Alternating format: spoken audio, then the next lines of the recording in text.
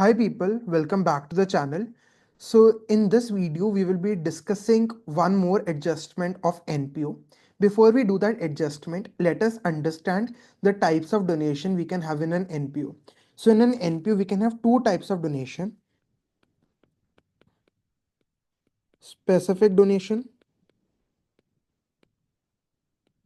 So this is received for certain specific purpose.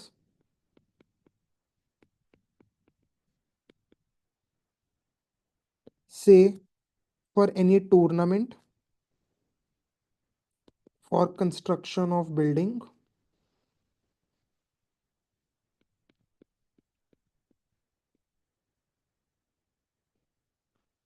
ठीक है. So this is done for some specific purpose. Now we need to know that how do we account this specific donation. So this is a liability. This donation is capitalized. This is capitalized till the purpose of this donation is achieved. तब तक हम इसको capitalise करते हैं, ये हमारी liability है क्योंकि हमें किसी स्पेसिफिक पर्पस के लिए मिला है. वो पर्पस जब तक अचीव नहीं होता तब तक ये एक लाइबिलिटी है. ये आएगा आपका लाइबिलिटी साइड पे बैलेंस शीट के लिए. अब जब भी इसका पर्पस कुछ अचीव होगा, जब भी इसमें कोई आपकी डेवलपमेंट आएगी या कुछ भी इंप्रूवमेंट आएगी, उसके लिए हम एक टॉपिक पढ़ेंगे फंड बेस्ड अकाउंटिंग, जो हमारा आज का मेजर कॉन्सेप्ट है. Fund based accounting. जो बी पार्ट है वो है आपकी जनरल डोनेशन. अगर आपको किसी भी पर्पस के लिए डोनेशन आ गई, not specified, the purpose is not specified, then that kind of a donation is called general donation. The purpose of the donation is not specified, hence that kind of a donation is called a general donation. This is treated as your income and this goes on your income and expenditure account. Income and expenditure account आपके credit side पे आपकी ये income income and expenditure account पे दिखाई जाएगी. So let us do one question of fund based accounting. ठीक है.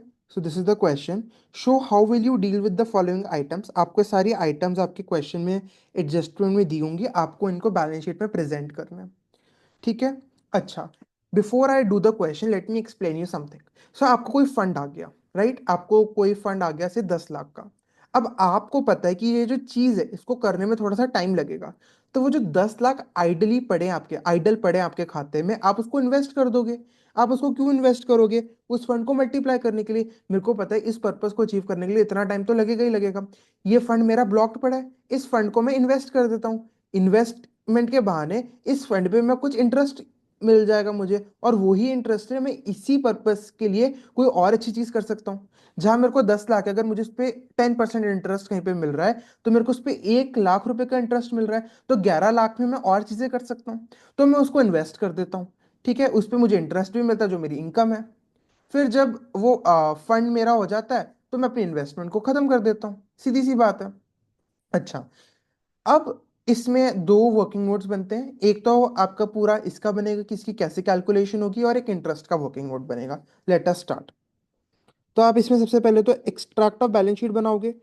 आप बैलेंस शीट में ये सब चीजें क्यों कर रहे हो? क्योंकि ये एक स्पेसिफिक डोनेशन है, स्पोर्ट्स फंड के लिए है. ये एक स्पेसिफिक पर्पस है. स्पेसिफिक डोनेशन को हम कैपिटलाइज करते हैं. तो आपका ये एक्सट्रैक्ट ऑफ बैलेंस शीट बन गया. ये है आपका लाइबिलिटीज, ये है आपका एसेट. जब आपके डोनेशन आई तो आपका स्पोर्ट्स फंड आ गया लाइबिलिटी साइड पे 5 लाख रुपए का. 5 लाख रुपए का दिया हुआ है आपको, 5 लाख का आ गया. अब आपने ये जो स्पोर्ट्स फंड था इसको इन्वेस्ट कर दिया 10% के इंटरेस्ट पे. 10% के इंटरेस्ट पे आपने स्पोर्ट्स फंड को इन्वेस्ट कर दिया. तो जब आपने इन्वेस्ट किया तो आपका यहाँ पे एसेट में आ जाएगा, ये आपका एसेट बन जाएगा. 10% स्पोर्ट फंड इन्वेस्टमेंट. बैंक में दिखाने से अच्छा तो आप इसको इन्वेस्ट कर दो, 5 लाख रुपए. ठीक है. अच्छा, उसके बाद इस पे आपको कुछ इंटरेस्ट मिलेगा. अभी आपको इंटरेस्ट मिला है 37,500 का. तो आप ये देखो, अगर आप अपना इंटरेस्ट देखोगे, यहाँ पे मैं आपको रुपीस लिख रहा हूँ, यहाँ पे मैं आपके पर्टिकुलर्स लिख देता हूँ. ये आपका इंटरेस्ट का वर्किंग नोट है. ठीक है. तो आपको total interest on fund, total interest on fund कितना है? This is 10% of 5 lakh, this is 50,000। आपको कितना इंटरेस्ट मिल गया? इंटरेस्ट रिसीव्ड, देखते हैं। आपको 37,500 का इंटरेस्ट मिल गया। तो 37,500 का इंटरेस्ट आपको मिल गया। तो आपके पास अब आउटस्टैंडिंग इंटरेस्ट जो आपको मिलना है वो कितना है? 12,500।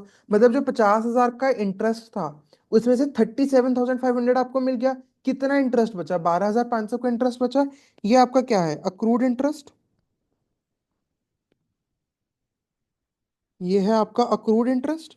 तो 12,500 का इंटरेस्ट आपको और मिलेगा। तो ये आपका एसेट है। तो ये आपका एसेट साइड पे आ जाएगा।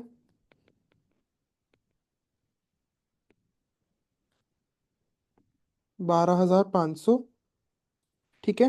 क्योंकि 50,000 का टोटल इंटरेस्ट था जिसमें से 37,500 का इंटरेस्ट आपको मिल चुका।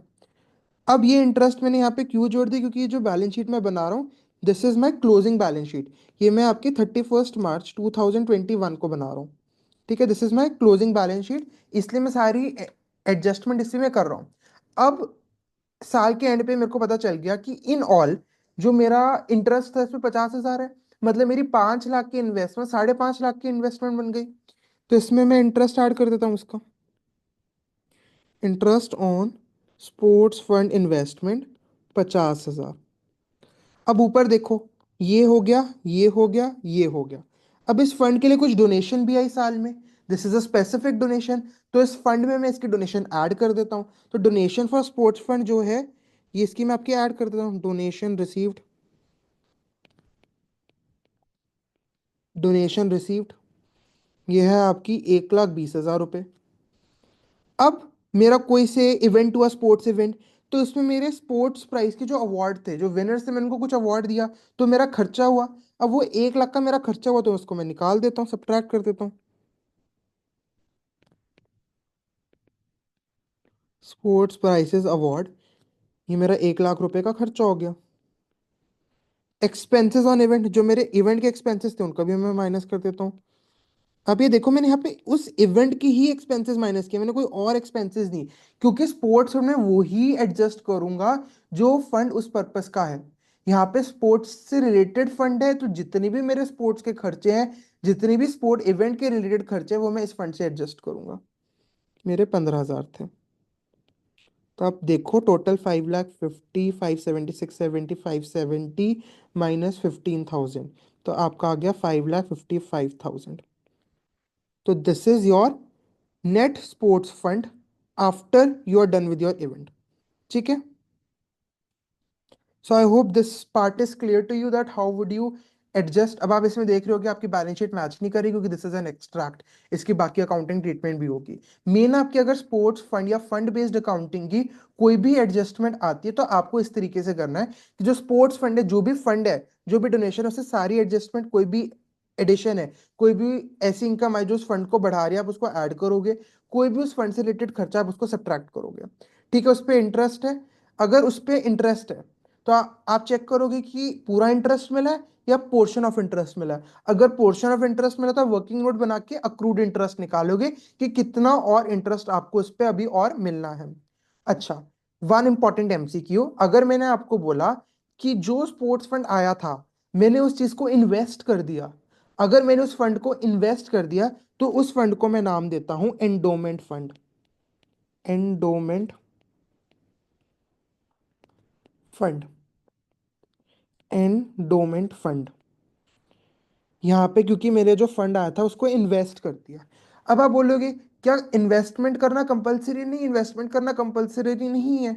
इन्वेस्टमेंट में क्यों करता हूँ? सो दैट मेरा फंड एनहांस हो जाए। मेरी मर्जी, मेरे को नहीं एनहांस करना, मैं नहीं करूंगा इन्वेस्ट। तो लेट अस सी वन क्वेश्चन जहां पे हम इन्वेस्ट नहीं करते हैं। अब ये क्वेश्चन देखो, कोई एनपीओ है जहां पे एक मैच फंड है 4 लाख रुपीज का, उस मैच फंड में डोनेशन आई है, कुछ मैच टिकट्स सेल हुई हैं एंड उस मैच के कुछ एक्सपेंसेस थे। आपको फंड बेस्ड अकाउंटिंग करनी है कि अब आपको इसको प्रेजेंट करना है अपनी बैलेंस शीट में। आपको इन आइटम्स को बेसिकली प्रेजेंट करना है। अब आप इन आइटम्स में देखो, आपको कहीं पे भी कुछ इन्वेस्टमेंट के बारे में, कुछ इंटरेस्ट के बारे में बताया ही नहीं है। मतलब this fund is not an endowment fund. ठीक है, आप इसमें कुछ इन्वेस्ट नहीं कर रहे हो। एज इट इज अब आप अपनी बैलेंस शीट बनाओगे, बैलेंस शीट में आइटम्स को डाल लोगे। बैलेंस शीट, ये हो गया आपकी लाइबिलिटी साइड, ये हो गया आपका एसेट्स की साइड। आपका मैच फंड आपकी लाइबिलिटी है क्योंकि एक स्पेसिफिक है, तो जब तक वो फंड खत्म नहीं होता, जब तक उसका फुल यूटिलाइजेशन नहीं होता, वो आपकी लाइबिलिटी है। तो आपका 4 लाख रुपीज आ गया यहाँ पे, उसमें डोनेशन हुई तो फंड बढ़ गया, तो 2,40,000 का फंड हो गया, ऐड हो गया उसमें। सेल ऑफ मैच टिकट्स, ये उस फंड की इनकम है, उस फंड से रिलेटेड इनकम है, इसलिए यहाँ पे ऐड होगी। Cell of tickets,